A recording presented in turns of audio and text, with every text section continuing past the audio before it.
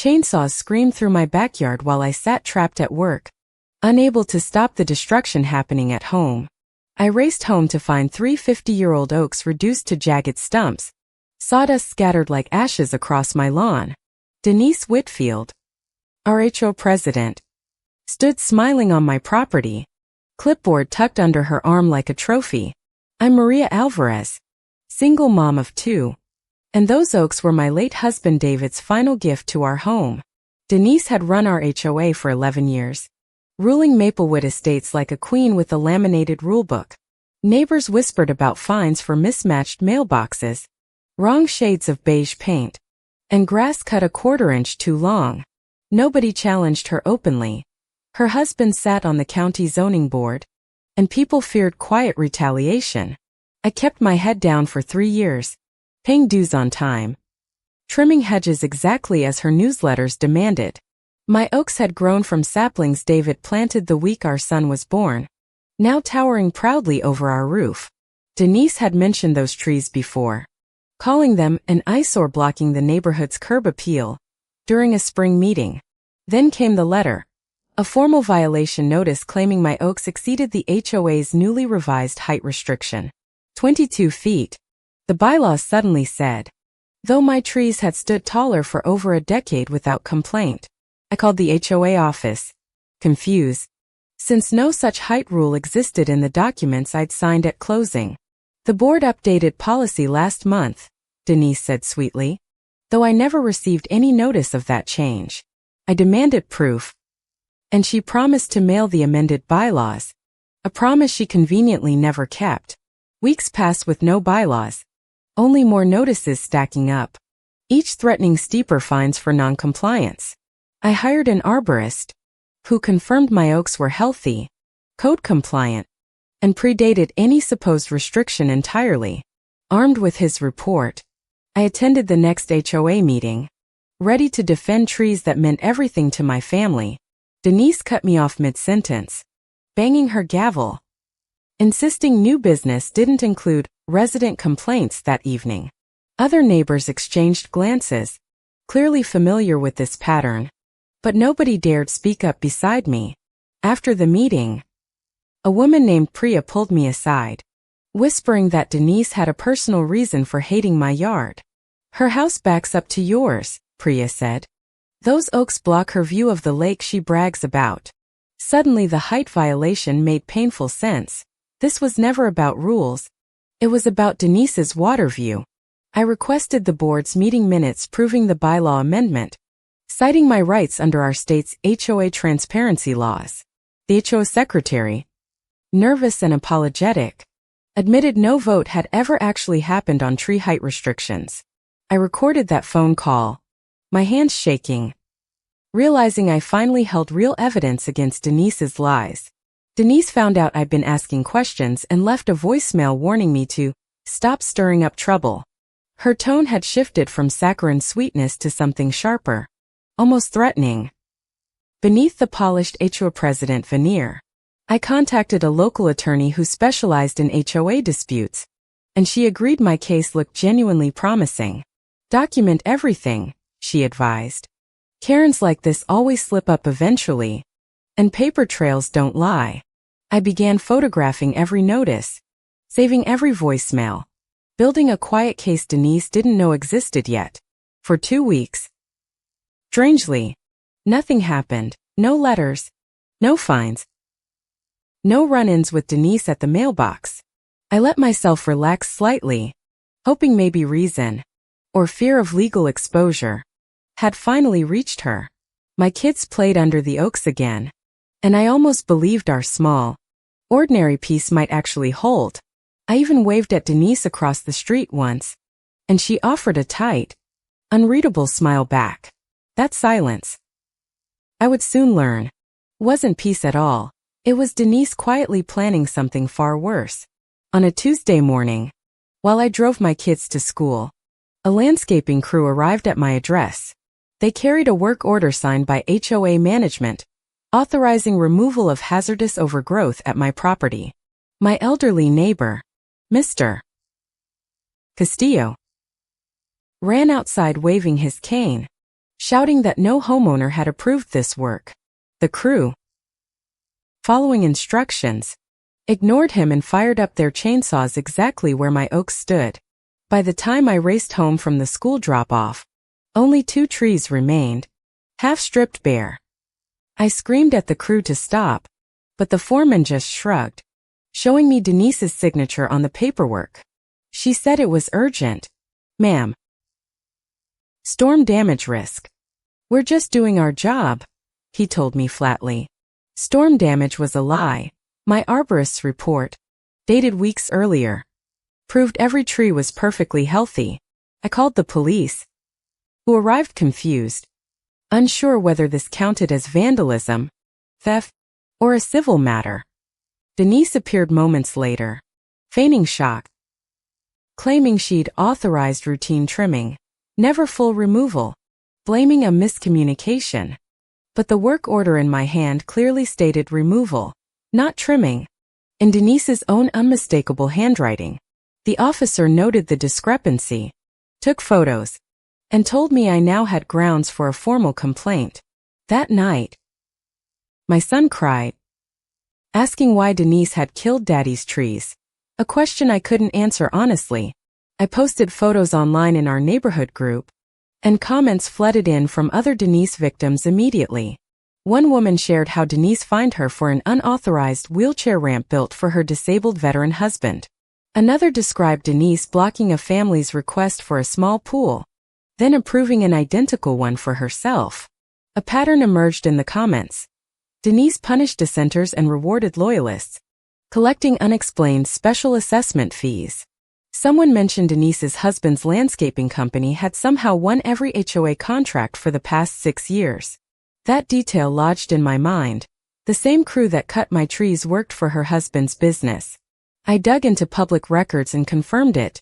Whitfield Landscaping, owned by Denise's husband, billed the HOA thousands monthly. Every emergency tree removal, every mandatory lawn service, funneled homeowner dues straight into her own family's pocket. Furious, I filed a formal ethics complaint with the HOA board, attaching invoices, photos, and the arborist's report. Denise retaliated fast, slapping me with a $2,000 fine for unauthorized removal of HOA-mandated landscaping, my own dead stumps. I couldn't believe it. She was fining me for the destruction her own crew had caused days earlier. She also sent a lien notice, threatening my home itself if the fine went unpaid within 30 days. My hands shook reading it. Terrified this woman actually had power to take my family's house away. My attorney reviewed the lien and laughed grimly, calling it reckless overreach that will absolutely blow up in her face. Denise wasn't finished. She began targeting my children next, complaining about excessive noise from their normal play. She called Child Protective Services with a vague, unfounded tip, forcing me to endure a humiliating welfare check. The CPS worker apologized, saying the complaint was clearly baseless, but the damage to my nerves was already done. I later learned Denise had done this before, to Priya's family. When Priya first questioned an HOA decision, this wasn't a woman enforcing rules. This was someone using her position as a weapon against anyone who resisted. I started recording every interaction openly, telling Denise directly that our state allowed one-party consent recording laws. She grew visibly rattled, snapping that I was harassing her, though I'd never once raised my voice. That night, someone slashed my car tires in my own driveway. No note. No witnesses. No coincidence, I believed. I installed security cameras immediately, determined that whatever happened next, I would finally have proof on record. 3 nights later, my new cameras caught Denise herself creeping across my lawn well after midnight. The grainy footage showed her photographing my property line, then placing something small near my remaining stump. I zoomed in, heart pounding, and recognized it, a fake survey stake, subtly moved onto my side of the yard. She was staging evidence, preparing to claim I'd encroached on HOA common land near the lake she coveted. I saved the footage to 3 separate devices and emailed copies to my attorney before sunrise that morning. My attorney called immediately, voice tight with controlled excitement, saying this footage changed absolutely everything about our case. This isn't just an HOA dispute anymore, she said. This is fraud, harassment, and possible criminal trespassing. We scheduled an emergency HOA board meeting, my attorney insisting we present everything publicly, all at once. I invited Priya, Mr. Castillo, and every neighbor who'd shared a Denise story in our community group. Word spread fast. By Thursday night, the meeting hall was packed with homeowners Denise had wronged for years. Denise strutted in confidently, unaware that her own gavel was about to become useless against what waited. She opened the meeting normally, reading minutes, discussing landscaping budgets, completely oblivious to the storm about to break. Then my attorney stood, requesting the floor, and asked to address financial irregularities and property damage on the agenda. Denise's smile faltered slightly, but she nodded, clearly assuming this was just another empty resident complaint. My attorney projected the invoices onto the meeting room screen, showing Whitfield Landscaping's inflated, unauthorized monthly charges. Gasps rippled through the crowd as homeowners realized their dues had funded Denise's family business for years. Then came the arborist's report, proving my trees were healthy, followed by the illegal removal work order. Explain this signature, my attorney demanded, holding up the paper authorizing full removal, not routine trimming. Denise stammered, claiming forgery, but her handwriting expert-verified signature matched a dozen other HOA documents instantly. Next came the security footage, played on the big screen for every stunned neighbor to witness clearly. The room watched Denise creep across my lawn at midnight, planting a fake survey stake by lamplight. That's doctored, Denise shouted, standing abruptly. But the timestamp and unedited file metadata told a different story. Priya stood next, sharing her CPS retaliation story, and 3 other families rose to add their own experiences. One by one, homeowners described fines, liens, and threats, painting a portrait of systemic abuse spanning years. Denise's husband, sitting quietly nearby, suddenly looked less like a protector and more like a co-conspirator. The board's own secretary finally admitted, under pressure, that Denise had forged meeting minutes multiple times before. A retired accountant in the crowd calculated Whitfield Landscaping's overbilling at nearly $90,000 across 6 years. Someone called the county's HOA oversight office right there in the room, reporting fraud and illegal financial dealings. 2 officers arrived within 20 minutes, requesting copies of everything: invoices, footage, forged signatures, and my attorney's file. Denise tried to leave, but neighbors blocked the exit, insisting she stay and answer for what she'd done. The board voted unanimously, right there, to remove Denise as HOA president, effective immediately. No discussion needed. Her husband's landscaping contract was terminated on the spot, and an independent audit was demanded by morning. Denise was later charged with fraud, trespassing, and filing a false CPS report, facing real legal consequences.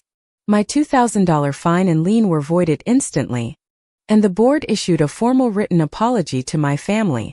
The HOA also agreed to replant 3 mature oaks on my property, fully funded, at no cost to me. Months later, new oaks stood young but growing, and neighbors who'd stayed silent now greeted me warmly, apologetically. Denise moved away quietly before her court date, her once pristine lawn now overgrown, her house eventually foreclosed. My son touched the new saplings and smiled, and for the first time in months, our home finally felt safe again. Fendi.